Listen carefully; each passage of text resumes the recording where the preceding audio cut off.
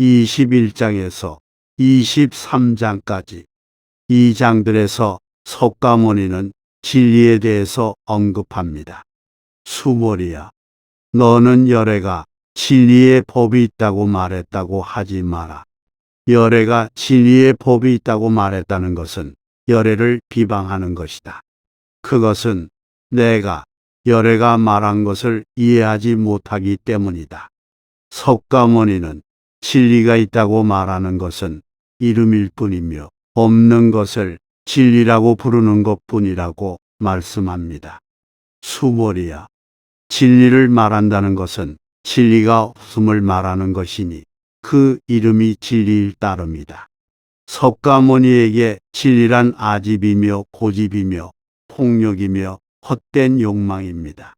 그리고 실제를 담지 못하는 언어일 따름입니다.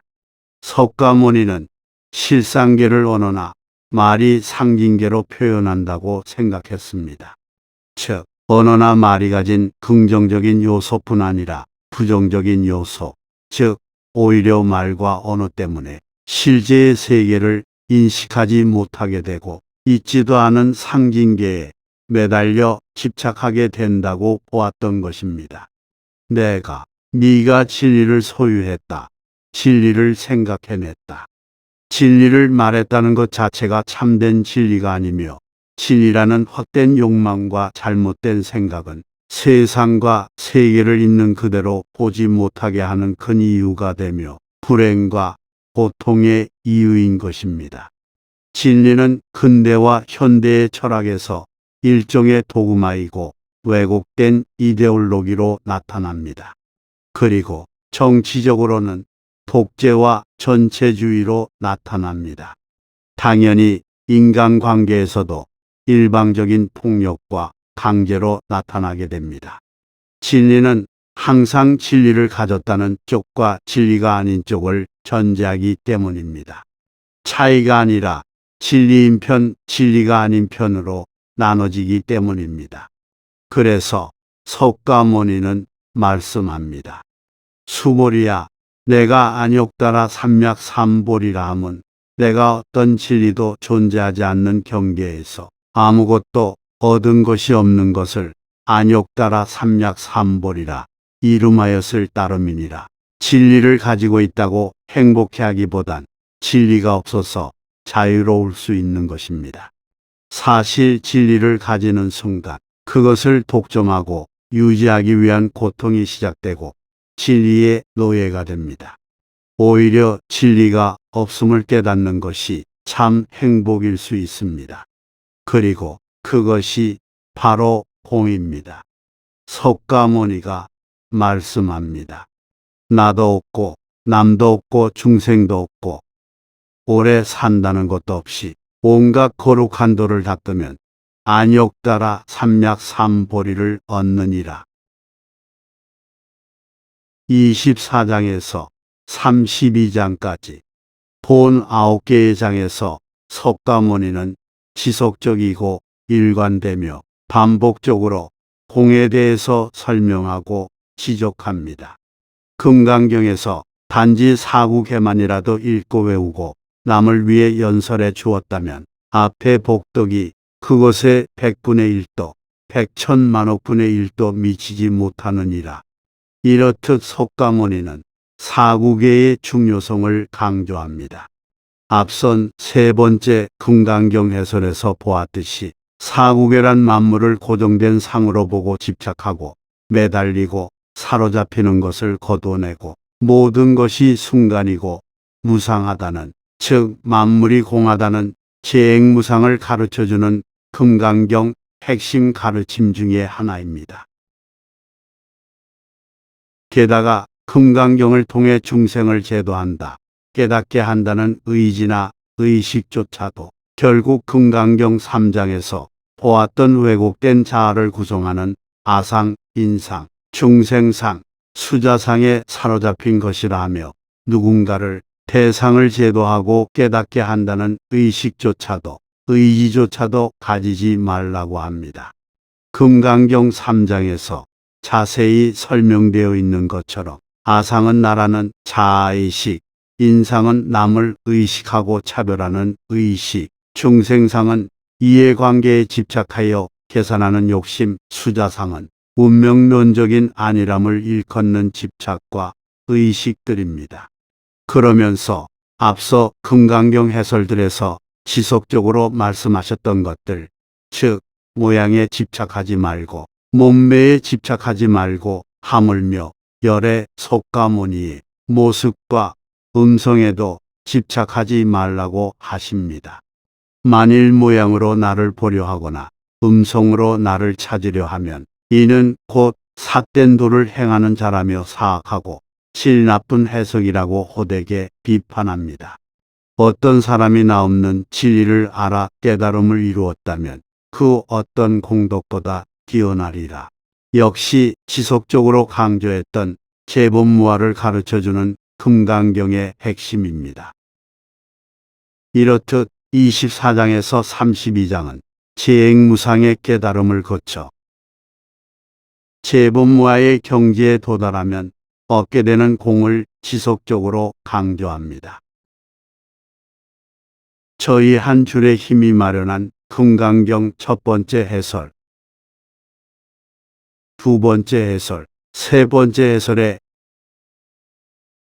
이러한 과정이 구체적으로 설명되었으니 꼭 시청하시길 추천드리며, 결국 금강경이 우리에게 주고자 하는 메시지는 위의 세 가지로 요약된다고 할 수 있고, 이에 대한 여러 가지 형태의 반복과 강조가 바로 24장에서 32장까지 내용인 것입니다.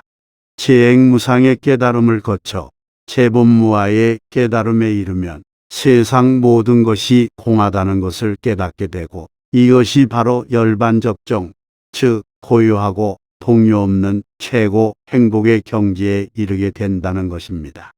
그리고 바로 이러한 재행무상, 재본무화, 열반적정이 석가모니의 세 가지 가장 중요한 가르침, 즉 불교의 3대 교리입니다.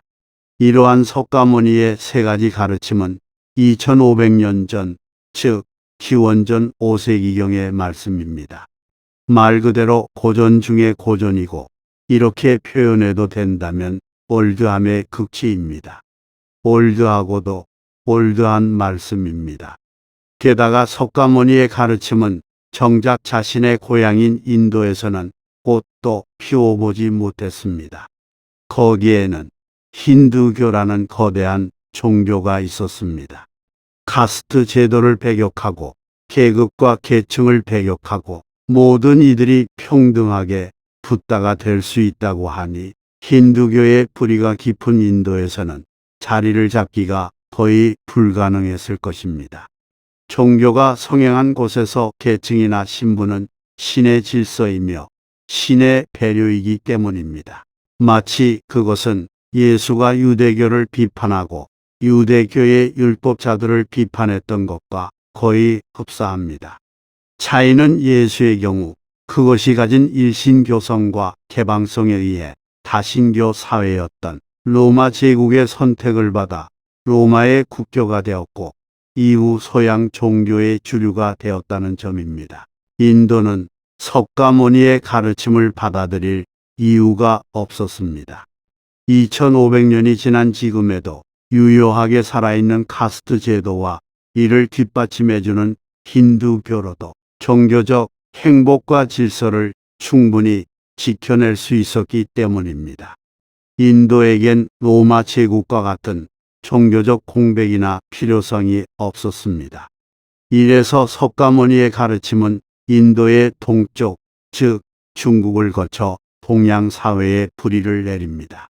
그리고 모든 종교가 그러하듯이 그 가르침은 제자들이나 후학들에 의해서 종교로 집대성됩니다. 그리고 이후 석가모니의 가르침은 인도와 서양에서는 언급된 적이 거의 없었습니다. 일부 언급조차 석가모니의 가르침을 야만스런 아시아의 미개한 신앙 정도로 간주하였습니다.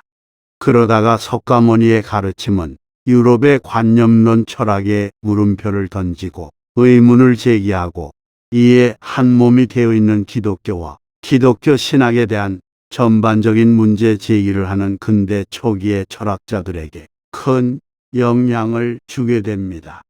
이들은 스스로를 유럽의 붓다라고 칭할 정도였습니다. 많이 알려진 것처럼 니체나 쇼펜하우어가 바로 석가모니의 가르침의 영향을 실질적으로 받은 대표적인 철학자들입니다.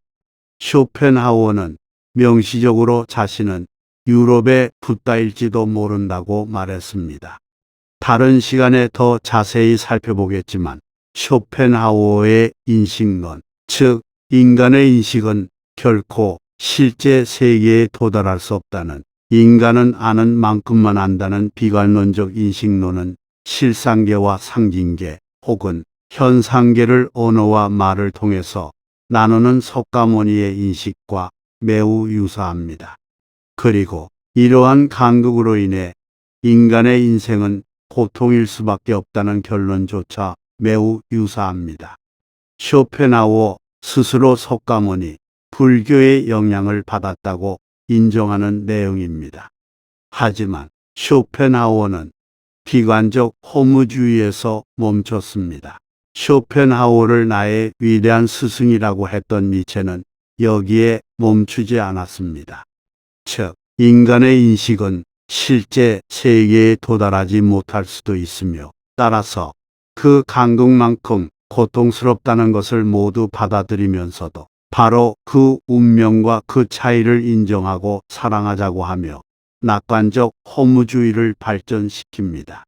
그 운명과 차이를 인정하고 그것의 위선과 속임을 인식하게 되면 삶을 사랑할 수 있다고, 내가 의미를 부여하고 내가 가치를 부여하는 초인의 삶을 살 수 있다고 긍정합니다. 게다가 인간의 인식이 실제 세계에 도달하지 못한다고 보는 쇼펜하우어의 허무적인 인식을 뛰어넘어 그것이 과거의 이데올로기와 문명이 만들어 놓은 것이며 세계는 차이의 세계이고 법칙과 운명으로 결정되어 있는 세계가 아닌 순간이 영원한 생성과 소멸을 반복하는 세계임을 인식해야 한다고 주장합니다.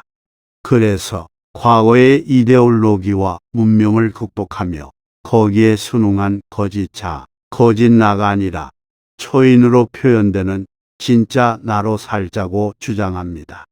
그리고 바로 이것이 비관적 허무주의인 불교와 석가모니를 넘어선 것이라고 니체는 스스로 주장합니다. 그러나 이것은 둘 다 착각이었습니다.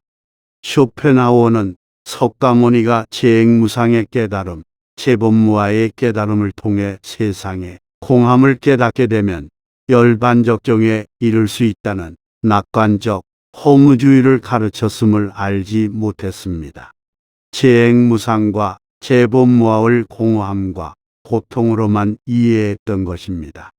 니체 또한 석가모니의 가르침을 그렇게 이해했습니다. 그러면서 자신의 초인 영원회귀, 차이와 생성이라는 개념을 통해 붓다와 쇼펜하우어를 뛰어넘어 낙관적 허무주의를 세웠다고 주장했으나 이미 석가모니는 재행무상의 깨달음, 재본무아의 깨달음을 통해 세상의 공함을 깨닫게 되면 열반적정에 이를 수 있다는 낙관적 허무주의를 가르쳤습니다. 오히려 니체의 결론들이 2500년의 시간을 뛰어넘어 석가모니의 가르침과 매우 유사하다는 것에 놀랄 따름입니다. 특히 니체가 여러 젖힌 정신분석학과 이를 계승한 이후 대가들 프로이트나 락강의 주장들에서 석가모니의 가르침, 금강경의 가르침이 반복되는 것은 정말 신기하기까지 합니다. 이 시간이 쇼펜하우어와 니체, 락강들의 철학을 논하는 자리는 아닙니다. 그것은 다른 시간에 충분히 같이 나눌 것입니다. 중요한 것은 금강경의 가르침, 석가모니의 가르침, 즉 재행무상, 재본무아, 공열반적정이 2500년의 시간과 동서양의 공간을 뛰어넘어 재확인되고 계승되고 있다는 것을 얘기하고자 한 것입니다. 결코 금강경의 내용은 고리타분한 불경이 아닙니다. 오래된 말씀집, 낡은 가르침이 아닙니다. 오히려 니체, 락강, 들레즈로 이어지는 현대 서양 철학의 주도적이고 압도적인 흐름에 의해 다시 살아나고 다시 사유되고 다시 실천되고 있는 살아있는 철학이자 가르침이라는 의미입니다. 석가모니의 금강경이 가장 현대적이고 가장 과학적인 잠언집이고 철학책이며 명상집이라는 것을 아는 것은 우리가 오늘 금강경을 읽어야 하는 또 하나의 새로운 이유인 것입니다. 세상은 항상 변화하고 생성과 소멸을 반복한다. 절대 멈춰 있지 않다. 세상은 존재하는 것이 아니라 생성하고 소멸한다. 자아는 원래 없다. 만들어진 것이다. 자아에 속지 마라. 나는 복합적이다. 나는 하나가 아니다. 말과 언어가 실제 세계와 인식하는 세계를 분리시킨다. 말로 된다고 실제하는 것이 아니다. 세상과 역사엔 목적과 의미가 없다. 정해진 법칙과 가치와 규칙이 없다. 진짜 나를 찾아 내가 의미를 부여하고 내가 가치를 부여한다. 세상과 역사가 부여한 의미와 가치를 벗어나 나의 의미와 가치를 만들 때 고요하고 평화롭다. 이런 가르침들의 주인이 석가모니인지 니체인지 락강인지 들레즈인지 정확히 모릅니다. 중요한 것은 2500년 전 가르침인 금강경이 현대 철학과 사유를 대표하는 가장 현대적인 철학책이자 인생론이라는 것입니다. 매일매일 금강경의 뜻과 의미를 캐면 캘수록 복잡한 현대 사회를 이해하고 자신을 이해하고 삶을 살아가는데 큰 힘과 위로가 될 수 있다는 것입니다. 다음엔 금강경을 2023년 버전의 쉽고 단순한 명상집으로 개작하여 선보이도록 하겠습니다.